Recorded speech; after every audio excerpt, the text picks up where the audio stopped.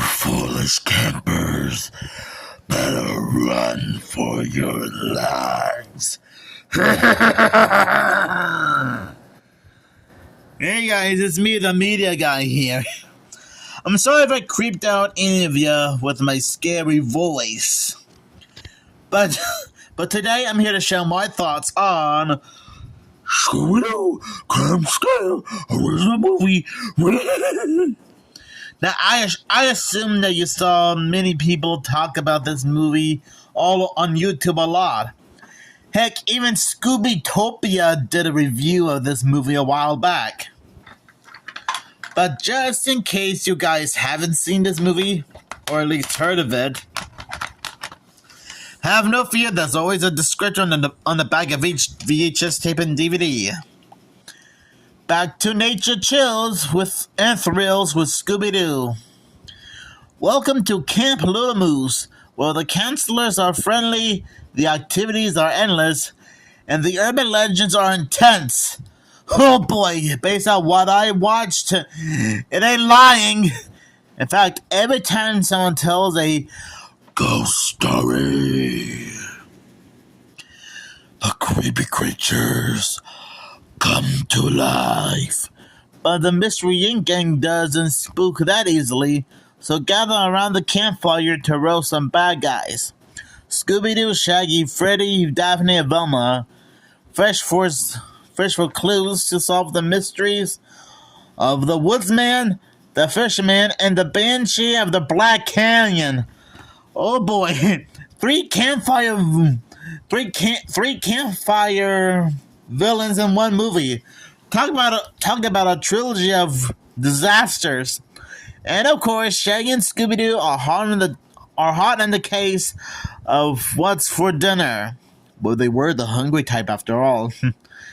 Scare up summertime with the Mystery Inc. gang in this hilarious feature-length movie that gives new meaning to camp spirit. Oh boy. And look, even comes with a little bonus cartoon. Beware the Beast from Below from Mystery Incorporated. And Scooby-Doo's camp stories solve spooky mysteries. I actually think Scooby-Doo Camp Scare is quite an amazing direct-to-video film. Well, we all know how Scooby-Doo is, well, still the most popular Hanna-Barbera property ever. Right up there with Tom and Jerry, Yogi Bear, the Flintstones, the Jetsons, Johnny Quest, Huckleberry Hound, and Top Cat. The animation is great. And I will admit, the story is also quite creepy too. I mean, it's almost like listening to the world's biggest and longest camp story ever, if you know what I mean. And there's so many action scenes that has the viewers a bit shaken up. And most of all, I do like how many villains they used in this movie. I mean, if you look at the back of the DVD, it already explains how many there are. The Woodsman, the Fisherman, and the Banshee of the Black Canyon. Talk about a recipe for disaster. Yeah, I really liked the villains in this movie. I mean, just get a little of the Woodsman on the DVD cover. Well, the front of it. I swear, he's kind of like, he almost looks like a mix between the Joker and the Creeper, but more menacing, if you know what I mean. And yeah, I know it's weird for me to compare the Joker and the Creeper with each other, but that's what this Woodsman sorry for the stuttering. That's what the Woodsman reminds me of. Kind of a messed up version of the Joker and Creeper times infinity. The Fisherman is also creepy too. He started out as a young camper getting teased by the others, and then mutated into a terrifying beast. Half man, half fish, and all terrifying. Oh boy. And he also kind of reminds me of the Gator Ghoul, another Scooby-Doo villain. And for the bench of the Black Canyon, oh man, she's one terrifying. Man, she's creepy. And even her scream can send chills down your spine. She kind of reminds me of King Ramses in that one Courage the Cowardly Dog episode, King Ramses' Curse. But the difference is, King Ramses can't fly, but the Banshee of the Black Canyon can. It's also crazy how she started out as a hiker, walking through the mountains, and slowly went a little crazy.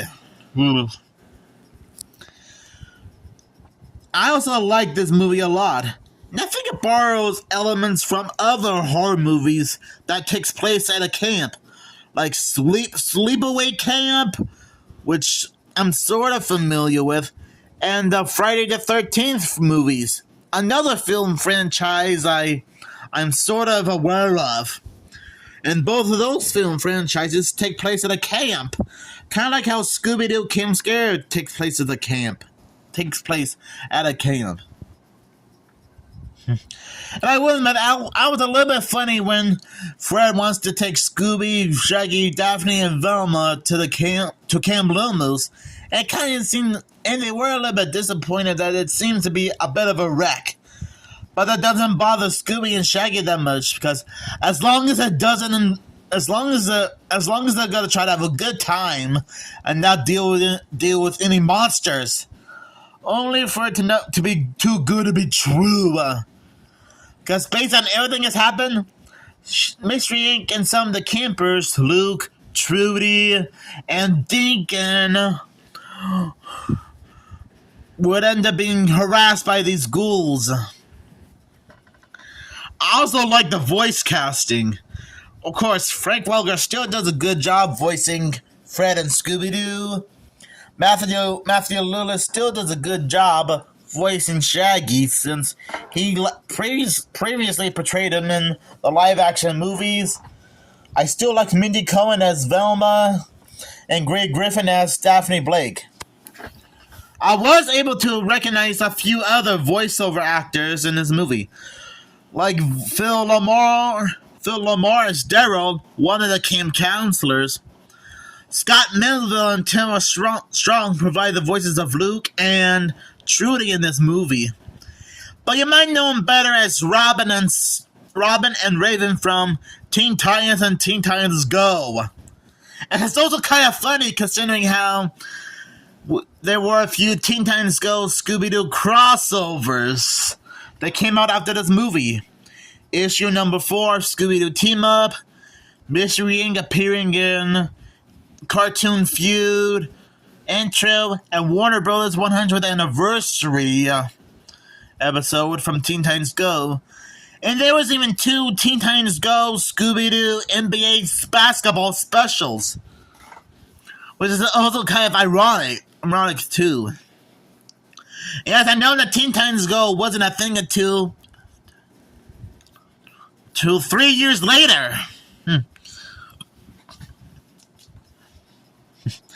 And in case you don't know who voiced Deacon, he is voiced by the legendary Mark Hamill, who isn't a stranger to doing voiceover work in the Scooby-Doo franchise, considering how he does do a few voiceover roles in the franchise.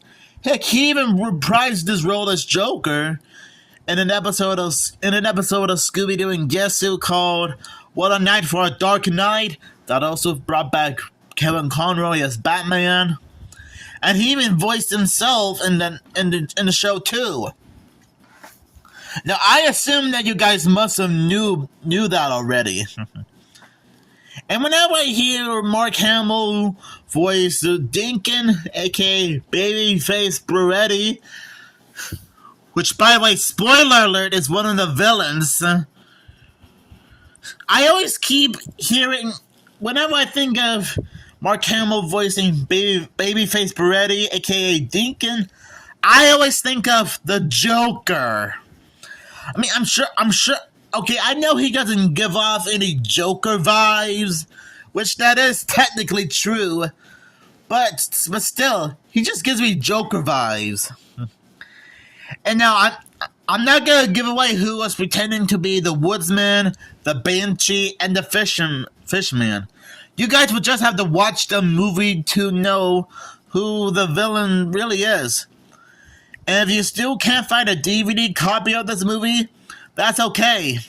You can still check out Scooby-Topia doing a review of this movie, as well as JB and Millie and Ashton Hardy doing a retrospective on this movie. So, and either one of those would help you guys be more familiar with this movie. And I honestly think this is a perfect movie to watch during the summertime. And yes, I know that you guys are already going to point out in the comments that we're still in the middle of springtime, and summer hasn't started yet. Which that is true. But hey, I guess it doesn't hurt to do a summer-related movie review, if you know what I mean. Since, well, there's no law about that. If you know what I mean. Now, I honestly think Scooby-Doo Camp Scare is a great movie. But at the same time, I guess, just imagine if we had like a sequel to this movie at some point.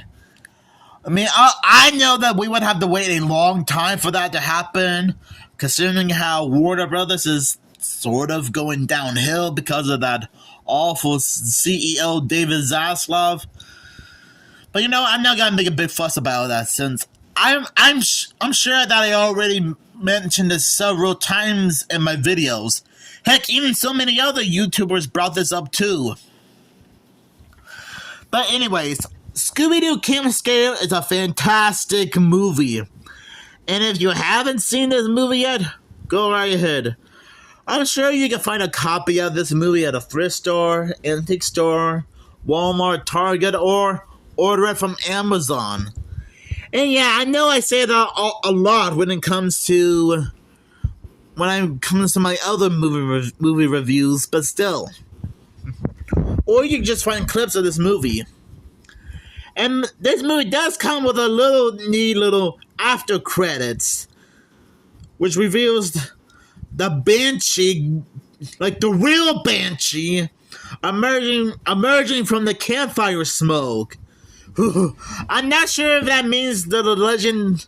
I'm not sure if that means that the Banshee is real, and I do mean really real.